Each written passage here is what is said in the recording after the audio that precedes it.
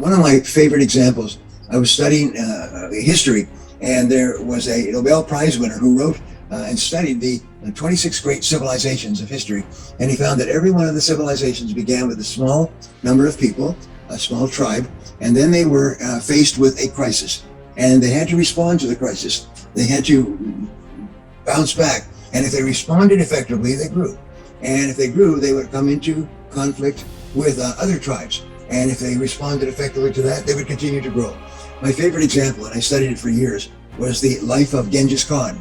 He was called the Great Warrior.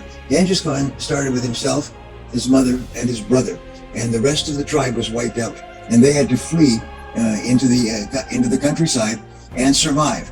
And from that little group of 3 people, he built the greatest empire in the history of the world.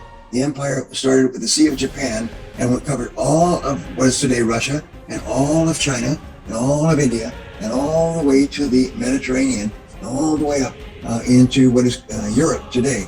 And he did this all starting with himself and his brother and his mother. So remember that when you have a difficulty or a setback, it's always a potential opportunity. There's always an opportunity there. So you always look into it and say, what is the opportunity here?